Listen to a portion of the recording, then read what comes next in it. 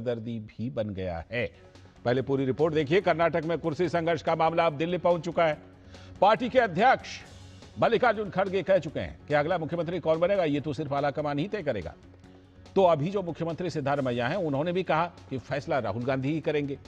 अब यही बात डीके शिव कुमार भी कह रहे हैं कि मैं तो एक कार्यकर्ता हूं, पार्टी नेतृत्व का फैसला मंजूर होगा। लेकिन उन्होंने वचन को भी याद दिलाया कि क्या वचन दिलाया गया था 2.5 साल पहले।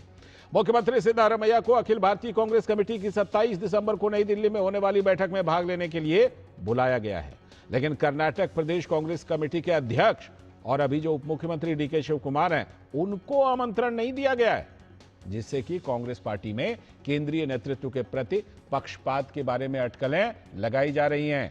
पार्टी सूत्रों के मुताबिक आमंत्रण न मिलने से शिव कुमार नाराज बताए जा रहे हैं और बेंगलुरु में पत्रकारों से बातचीत में शिव कुमार ने कहा, मुझे सीडब्ल्यूसी की बैठक के लिए आमंत्रित नहीं किया गया है और अगर आमंत्रित किया जाता है तो मैं सीडब्ल्यूसी की बैठक में भाग लूंगा, लेकिन अब तक तो मुझे आमंत्रित किया नहीं गया है। अब जानकारी यह है कि कर्नाटक, तेलंगाना और हिमाचल प्रदेश के मुख्यमंत्रियों को सीडब्ल्यूसी की बैठक के लिए आमंत्रित किया गया है।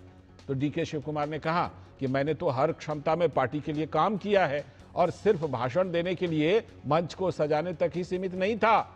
लेकिन अब देखना यह है कि सत्ता संघर्ष के कारण राज्य में दैनिक गतिविधि भी प्रभावित हो रही है। कर्नाटक में कांग्रेस आलाकमान कब तक इस मुद्दे को टालता रहेगा?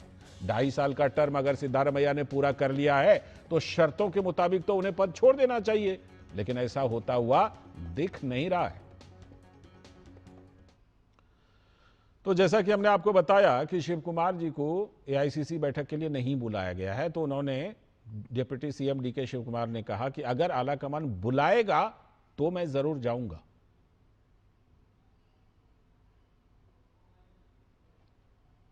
I don't have any plans to visit Delhi. Only if they call me, I will go. If any work is there, I will go. I am an often visitor to my national capital. Chitradurga is sorry. I think already my people, the government officials have been on the job. My district minister also, we guided him to see that immediately to attend it. We will take care of it. लेकिन कर्नाटक में जो मौजूदा गृह मंत्री हैं जी परमेश्वर, उन्होंने कहा कि कुछ होगा नहीं, बस ये सब एक परसेप्शन बनाया जा रहा है।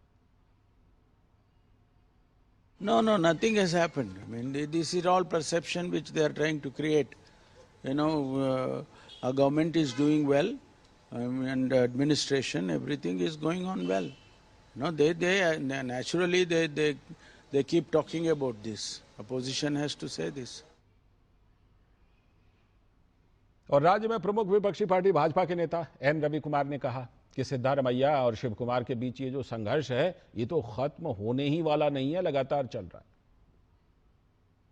DK Shivakumar temple run कर रहा है और अगर आप पूछे तो उनको बता रहे हैं मैं सामान्य कार्यकर्ता बनकर रहूंगा, ऐसा बोल रहा है। इसका मतलब क्या होता है? क्या मुख्यमंत्री पद मिलने वाला नहीं है क्या? ऐसा मुझे एक अंदाजा लगता है। दूसरा, सिद्धरामैया जी 1 महीने में 4-5 बार दिल्ली जा रहा है, आ रहा है। इसका मतलब क्या है? मीन्स तो डीके शिव कुमार और सिद्धरामैया के बीच में ये मुख्यमंत्री पद का झगड़ा हल होने वाला नहीं है, ऐसा लग रहा है। इसके बीच में पूरा कर्नाटका का जनता का problem day by day increase हो रहा है। तो ये मामला लगातार खींचता ही चला जा रहा है। ये बात सिर्फ बीजेपी नहीं बल्कि राज्य की जनता भी इस चीज को महसूस कर रही है, क्योंकि वहां कामकाज पर असर पड़ रहा है। ज्योति हमारी संवाददाता बेंगलुरु से जुड़ चुकी हैं और साथ में हमारे सलाहकार संपादक विनोद मिश्र जी भी जुड़े हुए हैं। मैं पहले ज्योति के पास चलता हूं। ज्योति, ये बात तो बिल्कुल सही है कि हम आप ही याद कीजिए कि आपके साथ हम लोग इस मुद्दे पर कितने दिनों से चर्चा कर रहे हैं, कितने हफ्तों से चर्चा कर रहे हैं, लेकिन ये पूरा खींचता ही चला जा रहा है। क्या लग रहा है इस बार दिल्ली में जो एआईसीसी की मीटिंग है उसमें कुछ फैसला हो सकता है? बेंगलुरु में इस बारे में आपको कुछ पता चल पा रहा है क्या? लालचंद जी, इतने दिनों से हम भी देख रहे हैं, जब नवंबर 20 हुआ तो 2.5 साल का एग्रीमेंट का बात अभी तक चल रहा है। अगर एआईसीसी की उस एंगल में हमने देखे तो एआईसीसी प्रेसिडेंट मल्लिकार्जुन खड़गे अभी भी बेंगलुरु आए थे, उस वक्त भी उनका वही स्टेटमेंट दोहरा रहे थे कि यहाँ के जो लोकल लीडर्स है वो भ्रमाप पैदा कर रहे हैं।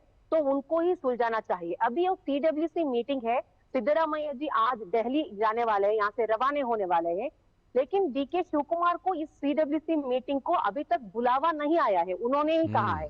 तो अभी हम यहाँ पे जो ओवरऑल डेवलपमेंट हो रहा है, अभी तक तो ये नहीं लगता है कि जब मल्लिकार्जुन खड़गे जी ने ये स्टेटमेंट दिया, यहाँ की लोकल लीडर्स ही भ्रमा पैदा किया है, उनको ही इसका सोल्यूशन निकालना चाहिए। उस वक्त सिद्धरामैया जी ने कहा कि राहुल गांधी ही इस प्रॉब्लम का सोल्यूशन निकालेंगे।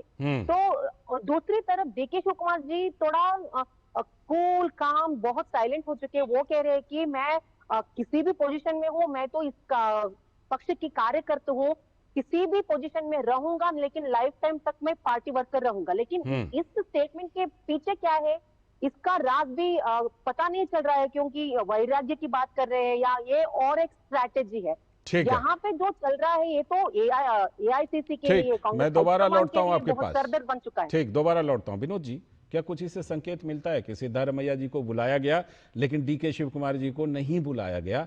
क्या ऐसा लग रहा है कि DK शिव कुमार जी के हाथ से CM की कुर्सी दूर होती जा रही है? ऐसा संकेत मिल रहा है क्या? देखिए लालजी, जो ज्योति कह रही है, हाँ, जो सीधे सीधे ये बता रही है कि आप एक पार्टी के डिप्टी चीफ मिनिस्टर तो छोड़िए, वो प्रदेश कांग्रेस कमेटी के अध्यक्ष हैं।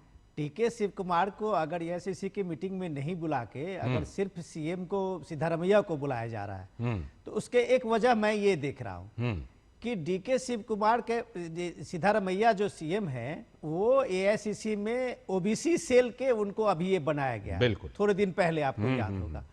तो मुझे लगता है कि शायद उसकी जिम्मेदारी में कांग्रेस पार्टी थोड़ा उनको और भूमिका बढ़ाए, क्योंकि उनको अगर आपको एक स्टेट के चीफ मिनिस्टर को वहां से हटा के अगर बड़े पद में आपको देना है, तो AICC में उनको इस तरह के लिए कहा जाएगा कि भाई एक पूरा OBC जो आपका मोर्चा है उसमें आपको एक पूरा जिम्मेदारी आपको दी जाती है जी। लेकिन अभी भी उसमें पूरी जिम्मेदारी नहीं है, डिप्टी ही शायद है, जहां तक हमने देखा था कि जब उनका नाम का ये हुआ था उसमें ऐलान। सवाल उससे इंपॉर्टेंट ये है कि आप राहुल गांधी को जो एक ख्वाब दिखा रहे हैं जातीय जनगणना के बाद और जातीय समीकरण के बाद, और उसके बाद जो कर्नाटक की स्थिति बदली है उसके बाद, तो कांग्रेस पार्टी के लिए मुश्किल ये है। आलाकमान तो मल्लिकार्जुन खड़गे कह चुके हैं कि भाई ये राहुल आलाकमान तय करेंगे, स्थिति साफ है। तो वो साफ है कि तय करना आलाकमान मतलब राहुल गांधी को है। तो अगर आप 1 साल 2 साल के बाद जब इलेक्शन में जाते हैं, तो क्या ये फेस आपका DK शिव कुमार होंगे या फिर फेस आपके यही आपका सिद्धारमैया होंगे, ये बात भी AICC में तय करना जरूरी होगा। ठीक, ज्योति आपसे एक सवाल चलते चलते कि ये जितना ये रस्साकशी चल रही है, बीजेपी भी कह रही है कि ये तो खींचता ही जा रहा है लगातार, लोगों से भी आपकी बात होती होगी, लोगों पर भी तो इसका असर पड़ता होगा कि देखिए इन दोनों के बीच खींचतान चल रही है और बहुत सारे काम ठप पड़े हुए हैं, ऐसा है क्या वहां पे? वाकई यहाँ पे वैसा सिचुएशन है। लोगों को एक निरीक्षा थी, एक्सपेक्टेशन थी, जब वो 5 गारंटी के ऊपर उन्होंने सरकार रचाया, लेकिन डेली लोगों के साथ मैं बात करती हूँ तो वो भी यही कहते हैं कि दिन में ये क्या चलता रहा है, सत्ता संघर्ष, या ये लोग हमारे लिए आए हैं, उनके कुर्सी के संघर्ष ही चल रहा है। यहाँ के बेंगलुरु में अगर हम देखे जाए तो यहाँ की पॉटहोल प्रॉब्लम्स है और इंफ्रास्ट्रक्चर प्रॉब्लम्स है। अगर बेलगम सेशन में भी ऐसा कुछ बड़ा बदलाव नहीं आया है, CM सिद्धरामैया कुछ पैकेज घोषणा करेंगे, ऐसा कुछ नहीं हुआ है। ये बात सच है। और एक बात कहना चाहती हूँ, इसी जनवरी 25 में अहिंदा समावेश भी करने जा रहे हैं। कांग्रेस के जो लीडर्स है उनका एक पावर शो करने के लिए, मतलब हाईकमांड को ये प्रेशर डालने के लिए, दबाव डालने के लिए अहिंदा समावेश करने जा रहे हैं, क्योंकि सिद्धरामैया जो है अहिंदा लीडर है जैसे ही एमर्ज हुआ है। तो अगर अहिंदा समावेश के द्वारा वो हाईकमांड को और एक सिग्नल देने जा रहे हैं, अगले साल जनवरी 25 को ये अहिंदा समावेश करने की एक तैयारी भी यहाँ पर चल रही है। बिल्कुल, जाहिर सी बात है 2023 में कर्नाटक के लोगों ने कितना बड़ा बहुमत दिया था, कितनी उम्मीद के साथ दिया था, ये सब करने और ये सब देखने के लिए तो नहीं दिया था। शुक्रिया ज्योति, शुक्रिया विनोद जी, आपका भी जुड़ने के लिए इस खबर पर बहुत बहुत शुक्रिया। और अब हम बात करेंगे